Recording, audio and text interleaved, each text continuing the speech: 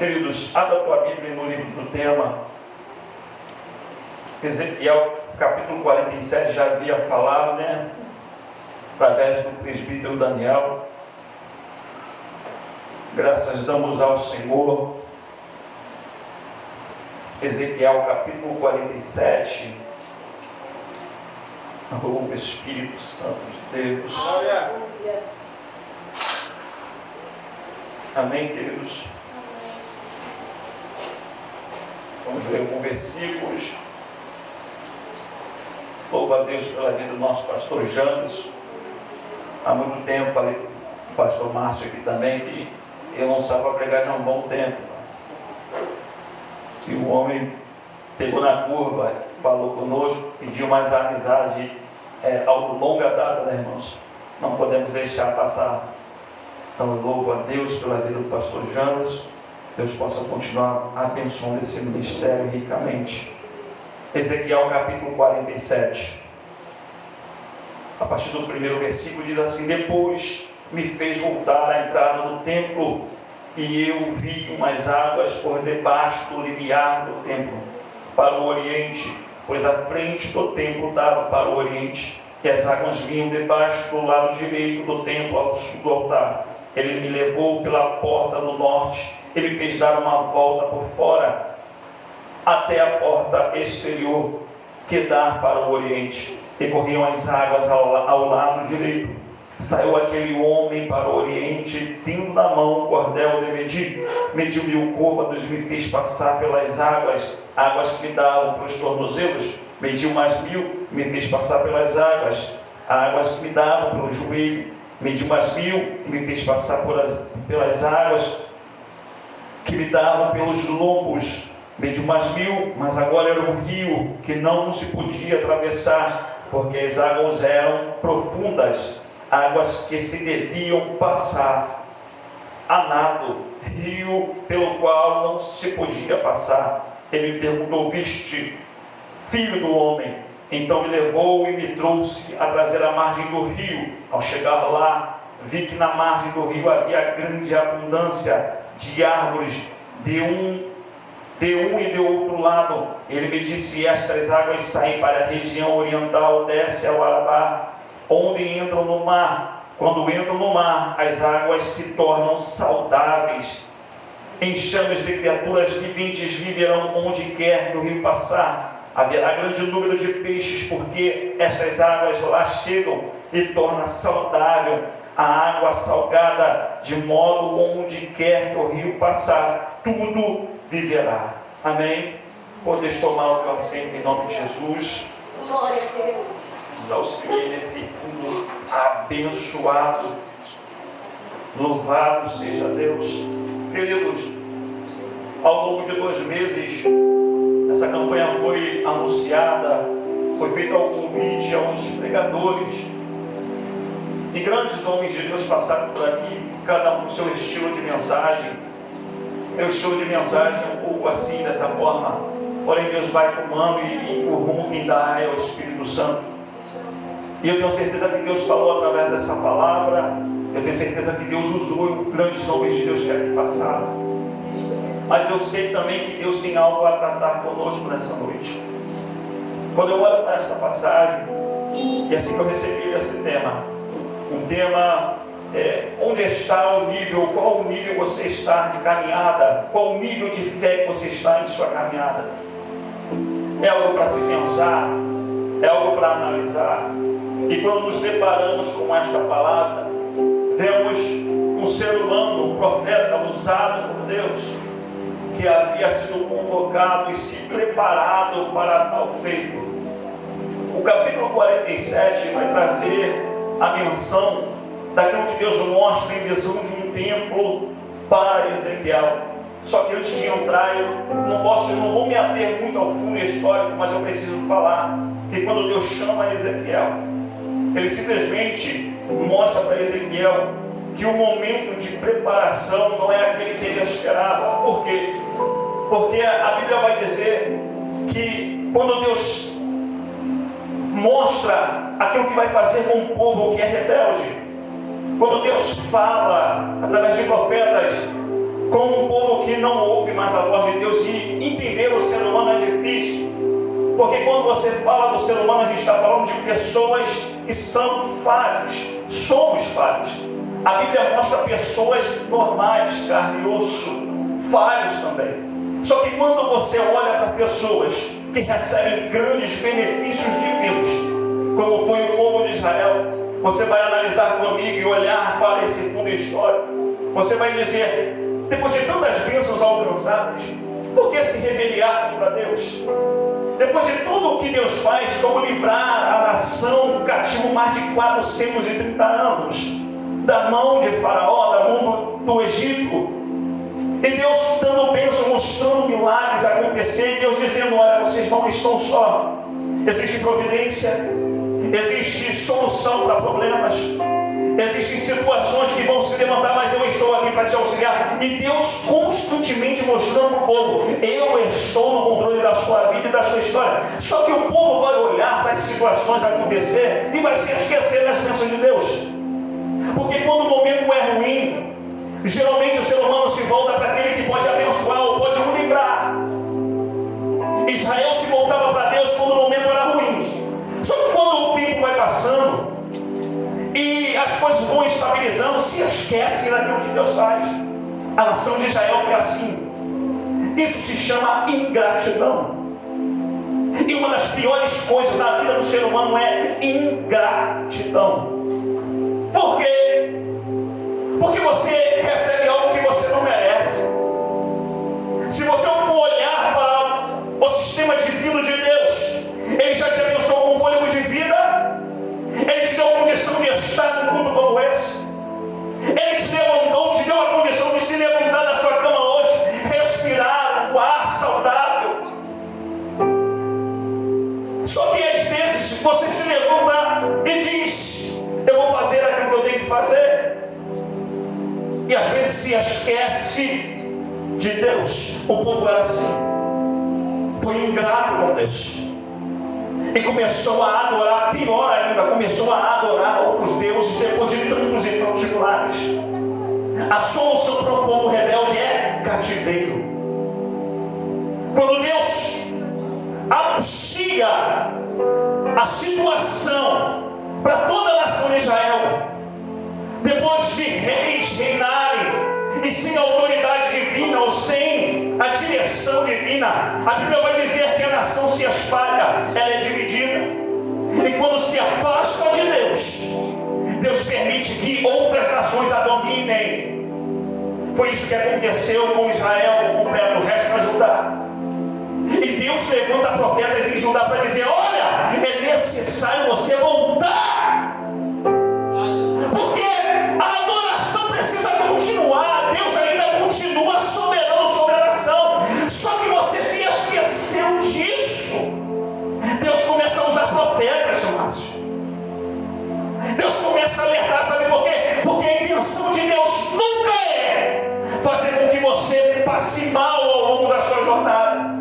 A intenção nunca é prejudicá-lo nessa caminhada. Só que quando o povo se afasta de Deus, Deus permite que as conclusões do seu afastamento comecem a gerar problemas no seu dia a dia.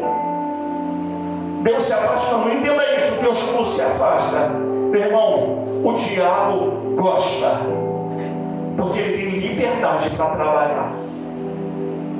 Quem se afasta de Deus não tem outra solução. Deus também se afasta dele. E se Deus não estiver presente, a sua vida não vai estar na normalidade. E se estiver normal, pode ter certeza que o diabo vai lutar contra a sua história. A nação está nesse modo. Ezequiel se prepara, porque era sacerdote, fazia a linhagem, ou pertencia à linhagem sacerdotal, filho de Buse. Durante ao longo de sua jornada em vida, a Bíblia vai dizer que aos 30 anos Deus se revela, mas aos 25 ou 26 anos, ele está se preparando para exercer a função de sacerdócio. E se preparar para algo ao longo de um grande tempo, ou anos de preparação, e você não ver acontecer, e você se preparar e não acontecer na frente, isso te frustra. Analisa comigo. Ezequiel se prepara quando está próximo de exercer as suas atividades no templo. A nação é atacada pelos babilônios. Imagine Ezequiel olhando e dizendo: por que eu não vou conseguir exercer? Porque geralmente quem exercia a função de sacerdócio no templo era a partir dos 30 anos de idade. Faltava pouco mais de 4, 5 anos para ele começar a exercer, porque a adoração de um sacerdote, ela deve ser, a vontade de adorar, ela deve ser grande. Quando você se prepara um longo de um tempo, ele está ansioso para entrar no templo e dizer: olha, eu quero sentir essa graça, eu quero sentir esse poder, eu quero fazer aquilo que eu nasci para fazer. Só que a Bíblia diz que a nação é atacada e levado cativo. Era contemporâneo de Jeremias, contemporâneo de Daniel. Jeremias permanece em Judá profetizando. Daniel está na corte profetizando. E Ezequiel está junto ao rio Quebar, dentro da Babilônia. Trouxeram na segunda leva cativos e estava entre eles Ezequiel. Imagine a frustração de Ezequiel. Para algumas pessoas vai dizer: por que a nação foi escravizada novamente? Se Ezequiel, se preparando, estava olhando para Deus e dizendo: eu imagino isso. Por que isso está acontecendo? A minha vida está voltada em Deus porque eu estou aqui. Entender os planos de Deus, entender os projetos de Deus, às vezes requer tempo. E nesse processo, dias ruins podem se levantar. O propósito, o projeto e a oportunidade de Ezequiel era em Jerusalém, mas o propósito de Deus para Ezequiel é dentro da Babilônia. Vamos entender isso aqui? Vamos entender isso aqui. A oportunidade de servir a Deus no tempo era em Jerusalém. Era uma oportunidade dada a todos da linhagem sacerdotal. Só que o propósito de Deus era dentro da Babilônia. A oportunidade, Ezequiel estava analisando, fazendo acontecer. Só que Deus está dizendo: Ezequiel, você não vai exercer função nenhuma em Jerusalém. Você vai fazer o propósito que eu tenho dentro da Babilônia. Entendemos isso aqui? Vamos entender. Oportunidade. Uma oportunidade, Daniel, nem sempre é propósito. Mas todo propósito é uma oportunidade. Não entendeu? Eu vou te explicar. Lembra de Abraão, quando foi levado da terra de dos caldeus? A Bíblia vai dizer que Deus dá a ordem: olha, se levanta com a sua família e vai até Canaã. Se levanta Abraão junto com a sua família, seu pai terá. E no rumo da caminhada ele para em Padan-Aram. Padan-Aram era Canaã? Padan-Aram era Canaã? Não. O propósito de Deus para Abraão era: vai até Canaã. Só que por que Terá para? É o chefe da casa. Terá é o pai de Abraão. A promessa está sobre a vida de Abraão. Só que Abraão tem que parar em Padan-Aram, porque a ordem do seu pai é: vamos ficar aqui. E eu entendi isso, porque Terá tinha uma função de trabalhar com madeira, nichos, e em Padan-Aram era um local apropriado para enriquecer através do seu ofício. Eu imagino Terá parando e dizendo: essa oportunidade eu não vou deixar passar. Estou aqui em Padan-Aram, estou enriquecendo. Só que Deus está dizendo: o propósito é em Padan-Aram? Não. O propósito é Canaã. O que acontece na Bíblia? A Bíblia vai dizer que Deus faz com que Terá morra. Abraão perde o seu pai. E Deus dá ordem: Abraão, vai até Canaã.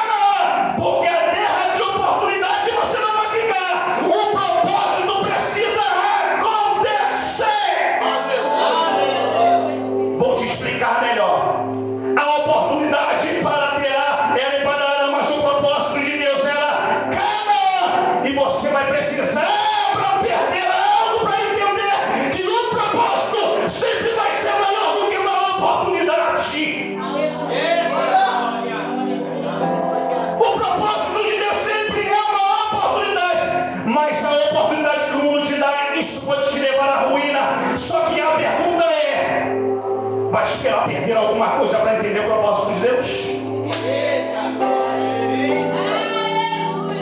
Você vai esperar perder algo importante para entender que o propósito é maior do que a oportunidade.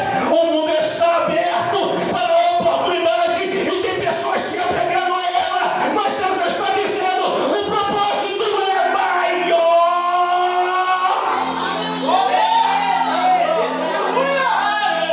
Perder ninguém gosta, e Deus está dizendo: cuidado, porque para exercer esse propósito você pode perder algo. Não espera perder nada para enxergar o propósito. Tem gente que precisa perder para enxergar aquilo que Deus quer. O mundo está recheado de oportunidades. Aleluia! E eu louvo a Deus quando Deus levanta jovens com o espírito quebrantado diante de Deus, dizendo: eu estou aqui para adorar. Eu louvo a Deus por isso, sabe por quê? Porque o mundo está apresentando oportunidades dificultadinhas. Está apresentando oportunidade para outras pessoas, dizendo: olha, a fulana de tal é mais bonita, está tentando destruir casamento, e Deus está dizendo: esse não é o meu propósito. O meu propósito sempre vai ser diferente do mundo, das oportunidades do mundo. Tem gente que está trocando o propósito por oportunidades. Tem gente que está deixando o propósito de lado para viver coisas sadias, carnais, para a carne boa. E Deus está dizendo: cuidado para não perder. Você precisa enxergar o propósito que tem. Ezequiel está dentro do cativeiro. Até os 30 anos, ele está dizendo, no 30º ano, até os 30 anos, está Ezequiel dentro do cativeiro, junto ao rio Quebar. Eu imagino Ezequiel não disse período de tempo. Por quê? Por quê, Daniel? Quem aqui nunca já disse, questionou a Deus, dizendo: por quê? Eu estou te servindo tão bem. Eu estou fazendo as coisas tão direitinho, porque você não consegue compreender. E Deus está dizendo: Ezequiel, você vai ser usado, e ainda não sabe. O momento está ruim, mas você vai ser usado, você ainda não sabe. Se preparou para exercer um propósito. Mas eu vou fazer algo acontecer, Ezequiel. Se levante, filho do homem. A ordem de Deus para Ezequiel era: se levante, filho do homem. Aleluia. Deus se revela a Ezequiel dentro do cativeiro. Agora pensa comigo, quantas vezes Ezequiel falou com o povo: olha, não esmoreça com a fé, não perca o seu nível de fé. As coisas estão difíceis, mas Deus pode solucionar a situação. Só que quantas pessoas que ainda não estão na mesma ligação estão dizendo: você acredita nisso? O potencial de Deus não é para muitas pessoas. É por isso que Deus seleciona um por um. Aleluia. É por isso que Deus levanta poucas pessoas para ser o diferencial.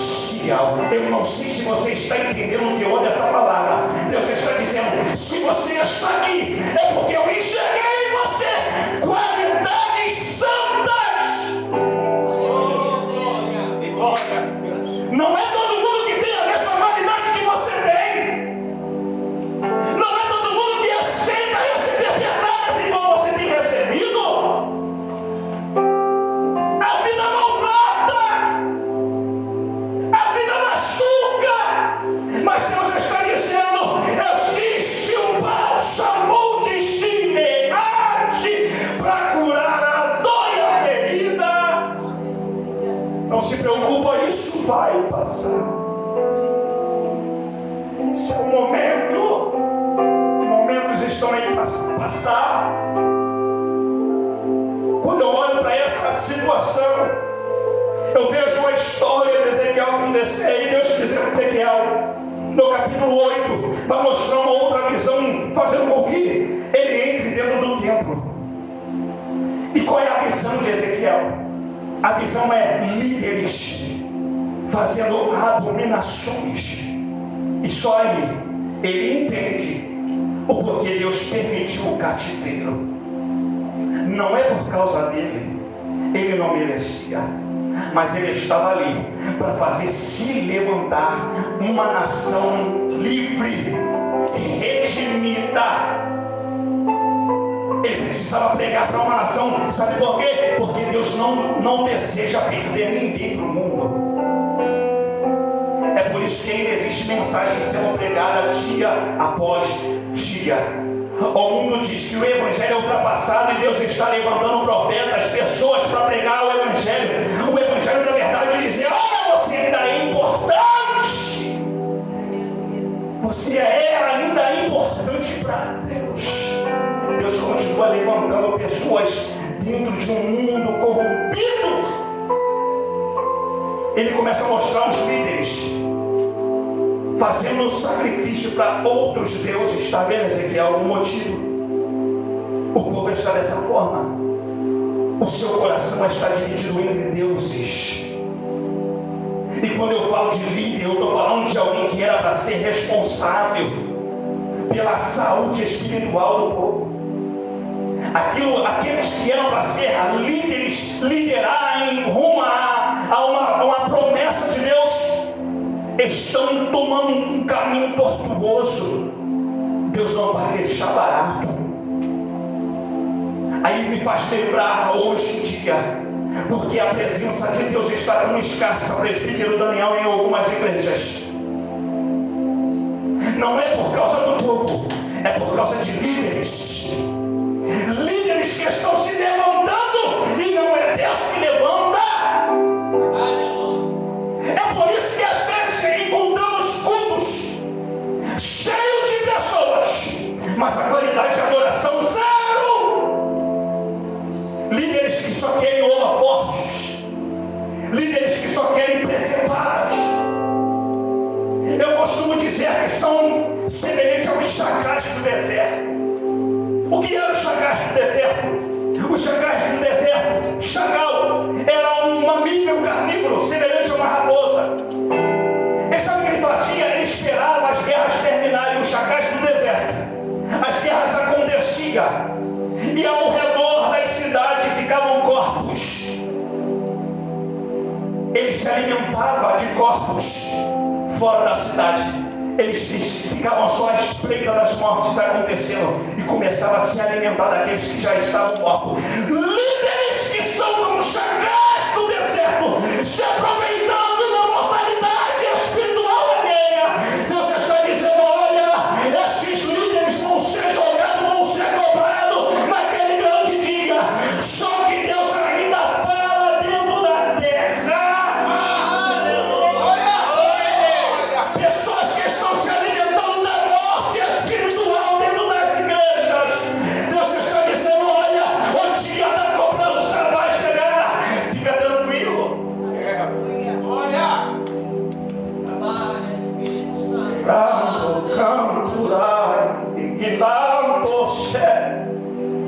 Eu louvo a Deus porque ainda existem poucos, mas ainda existem pessoas que Deus levanta como líder dizendo: eu sou contigo, independente de quantas pessoas vão estar contigo, mas vão ser aqueles que eu selecionei para caminhar lado a lado.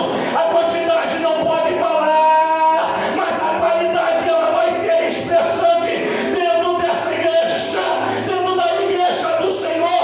A igreja do Senhor vai prevalecer.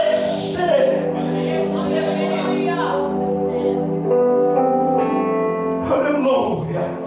No capítulo 46, no capítulo 47, tema.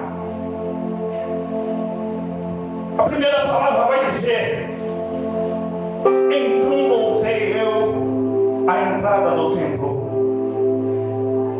Se voltou no contexto histórico, o capítulo 46 vai estar dizendo algo. E quando eu li, quando eu analisei o capítulo 46, eu enxerguei que Deus estava falando, profeta, a qualidade de adoração. Ezequiel, olha essa visão, a visão do templo. Começa a levar ele aos campos. Ele começa a dizer, olha a saudade que eu tenho. Olha a saudade que eu tenho, pastor Jonas. O povo me adorava de uma forma que eu me agradava. Eu quero o povo novamente fazendo isso aqui, ó. Começa a mostrar todos os detalhes do templo. A oferta pacífica, a oferta de coração, é isso que me agrada. Deus está dizendo, Ezequiel, eu quero uma oferta de qualidade, uma oferta de coração, uma oferta saudável. Aí eu vou entender que hoje tem pessoas que não conseguem ofertar a Deus. Pessoas que não conseguem olhar para o céu e dizer, Senhor, hoje o culto vai ser diferente. Adentra portas como essa e é dia normal, natural, como se fosse qualquer outro dia. Então, pessoas que não sabem cultuar a Deus. A presença de Deus está se movimentando e ela está desapercebida. Mas aí eu entendo que tem pessoas que não sabem oferecer sacrifícios. O sacrifício é de carne como antigamente? Não. Eu lembrei logo de Gideão. Quando Gideão estava malhando o trigo no lagar, estava sofrendo a opressão dos midianitas. Ele estava malhando o trigo em um lugar onde não era para malhar. Só que Deus se apresenta como anjo do Senhor e começa a chamar Gideão. Vou te fazer vencer. E imagina o Gideão olhando para longe e dizendo, como assim? A opressão é grande. Não dá. Eu vou vencer. E o anjo do Senhor dizendo, é você mesmo. Não, mas eu não tenho força. Eu não sei o que fazer. E Deus está mostrando para Gideão, é você que vai fazer. Aí Gideão olha com um ar de olhando para saber se era ou não era. Então, se é o Senhor, peraí que eu vou buscar uma oferta. Ele vai buscar cabrito, um pão sem fermento e um caldo. A Bíblia vai dizer que ele coloca embaixo do carvalho e apresenta ao anjo do Senhor. Só que ele, quando coloca embaixo do carvalho, ele coloca no chão e o anjo do Senhor brada dizendo, Gideão, retira essa oferta do chão. Porque Deus não consome a oferta do chão. Pega a tua oferta e põe em cima da penha. A penha era uma grande pedra e simboliza o altar. Deus dizendo para Gideão, Gideão, a oferta que eu consumo é só se estiver no altar. No chão não consumo. Quem consome no chão são porcos. É o diabo que consome no chão. Deus só consome sacrifícios que é posto no altar. É por isso que tem pessoas que não conseguem sentir a presença de Deus. É Deus dizendo, olha, eu só posso consumir o seu sacrifício se ele estiver no altar chamado coração. A Bíblia vai dizer que o salmista diz, o Senhor não resiste ao coração quebrantado.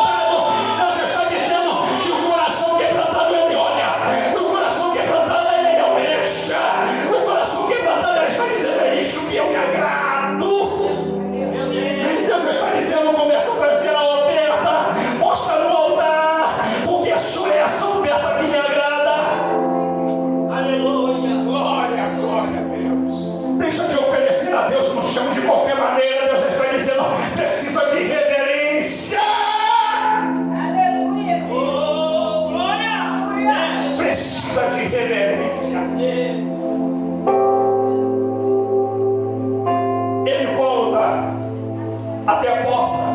Eu já estou terminando. Aí ele vai ter a visão do homem trazendo um cordel dividido. E eu tenho certeza que você ouviu isso muitas vezes. E o tema é: qual é o nível de fé na sua caminhada? Isso é muito propício, pastor Jonas. Isso me tocou de uma tal forma porque a gente analisa isso de verdade. Porque tem coisas que a gente faz e a gente abandona às vezes a obra do Senhor para fazer outras coisas. Isso aconteceu comigo. E isso enfraquece. Isso nos abate nossa fé. E é um alerta para todos nós.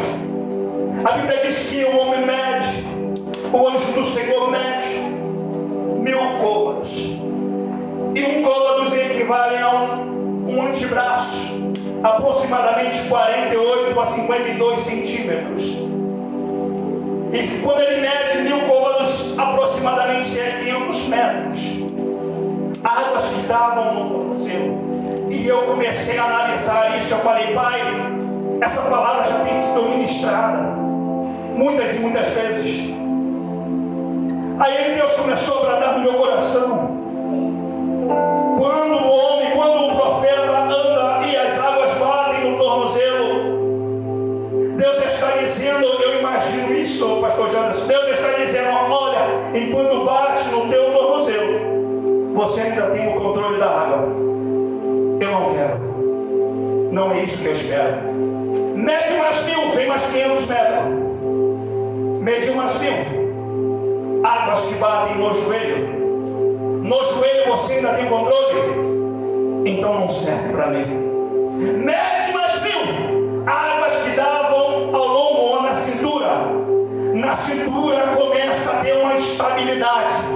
Mas ainda está no controle, homem. Estou. Para mim não serve ainda. Mede mais 1000. Águas que davam agora acima. Cobre o seu corpo. E ele não pode mais ter o controle. Porque as águas que começam a passar por ele, ele já não tem mais a estabilidade própria.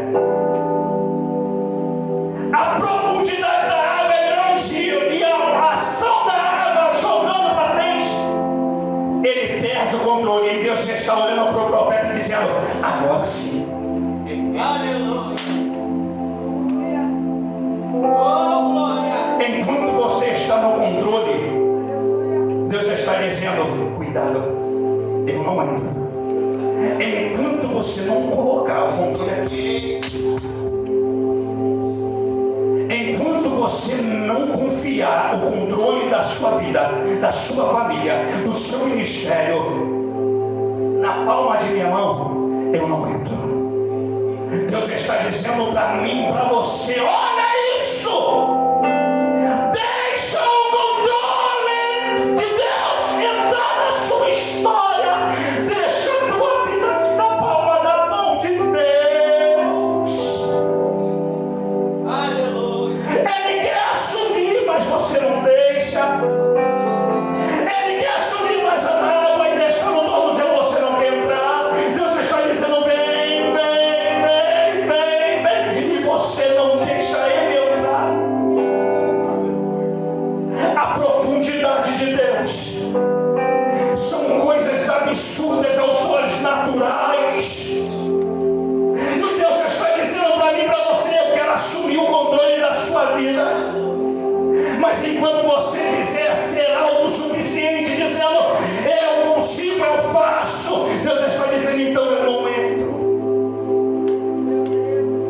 Para Deus entrar, é preciso você confiar o controle de tudo nas mãos dele. Eu quero. Eu só preciso. Deus não vai entrar de qualquer maneira, não. Deus não vai fazer você dar o controle da sua vida, da sua história de qualquer forma, não. Ele quer que você entregue. Ele quer que você confie. Ele quer que você acredite. E cá para nós, irmãos, quando o controle está nas mãos de Deus, tudo vai dar certo. A palavra de Deus está sendo ministrada. E o detalhe dessa palavra é que as águas que Deus menciona nessa visão, ela traz vida. Ela traz vida. Só que no texto, se você olhar, ela não está dizendo que os mortos, o ser vivo que estava no local, essa água desaguava no mar morto, e o mar morto só era morto, porque não tinha condição de nenhum animal sobreviver. Era muito salgada. Alguns vão ministrar essa palavra e vai dizer: aquilo que estava morto passou a viver novamente dentro das águas. Mas não é isso que a Bíblia diz.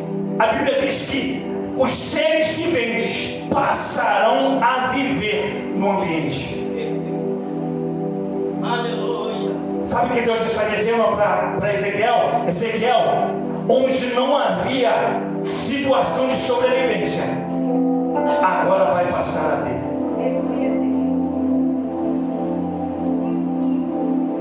A solução sempre vai estar nas mãos de Deus.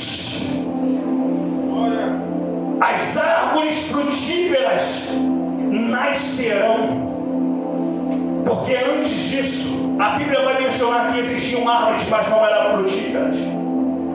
Se não eram frutíferas, não produz alimento. E como sobreviver se não somos alimentados? Deus está dizendo: olha, através deste rio que traz vida, traz situação de sobrevivência, vou fazer brotar árvores. E não é qualquer árvore. É árvore que dá fruto para te alimentar, e árvores que dá folha para fazer remédio, para sarar as feridas. Detalhe: você vai deixar de sentir dor? Não. Deus está dizendo: na tua caminhada você não vai ser ausente de sentir dor. E se eu te disser mais, na sua caminhada você vai chorar bastante. Deus vai estar dizendo para mim e para você: o seu choro vai fazer parte do seu processo. E tem uma explicação. Salmo 126. Quando o Senhor livrou os cativos rumo à direção assim, ó, a Bíblia vai dizer: ficávamos como os que sonham, a minha boca se encheu de riso. A Bíblia vai dizer no mesmo Salmos que aquele que leva as suas sementes, planta as suas sementes, semeiem as suas sementes, chorando, voltarão trazendo os seus molhos com alegria em suas mãos. O choro faz parte do processo, e Deus está dizendo: você não vai ser isento da dor. O choro vai fazer brotar a semente. Para uma semente brotar precisa de água. E Deus está dizendo: é a tua lágrima que vai fazer brotar essa semente. A tua lágrima vai fazer brotar a tua semente. O choro faz parte do processo. A dor faz parte do processo. Só que hoje temos um Redentor, que assim como foi falado em Jeremias 8, o bálsamo de Gileade, Jesus é considerado, porque a cruz o massacrou. A cruz o fez passar uma dor insuportável, para que eu e você pudéssemos nos sarar dessa dor, para que eu e você pudéssemos curar as nossas feridas. Você pode se colocar de pé.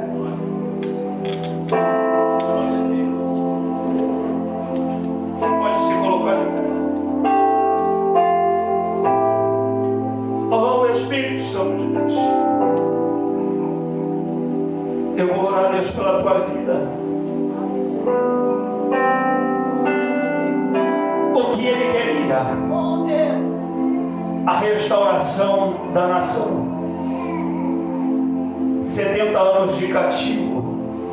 Só que Deus não abandonou o povo. Escuta isso. Eu e você vamos errar muito nessa jornada, nessa caminhada.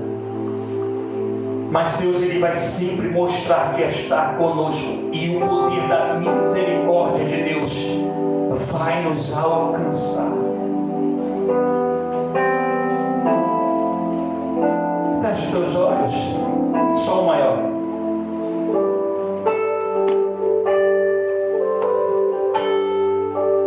Seguro estou nos braços daquele que nunca me deixou.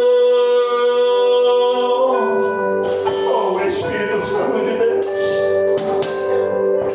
seu amor perfeito sempre esteve repousado em mim, em você. E seu coração,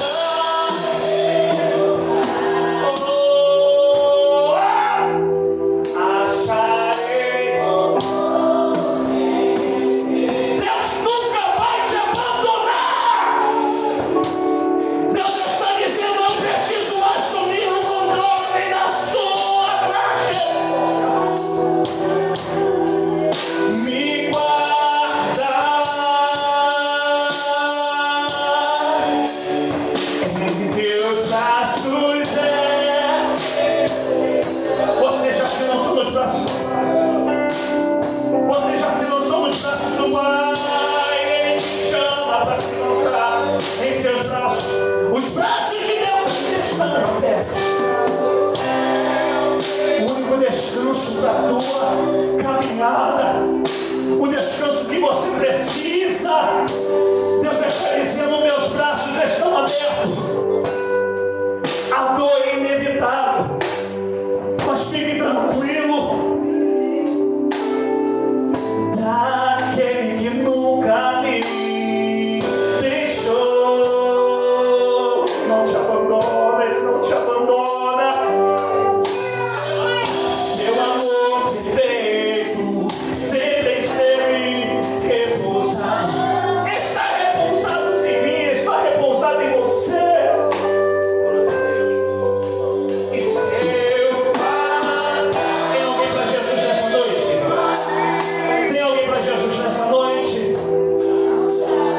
Os braços de Deus estão estendidos, só está esperando você permitir que Ele assuma o controle. Deus te chama para uma profundidade, mas Ele não te obriga a nada. Ele não te obriga a nada, Ele só está dizendo: permita eu assumir o controle. Teus braços é o meu descanso. Em teus braços é o meu descanso. Tem alguém para Jesus nessa noite? Se não tem, que Deus possa nos ter uma outra oportunidade. Ele é o teu descanso. Podes tomar o teu assento em nome de Jesus.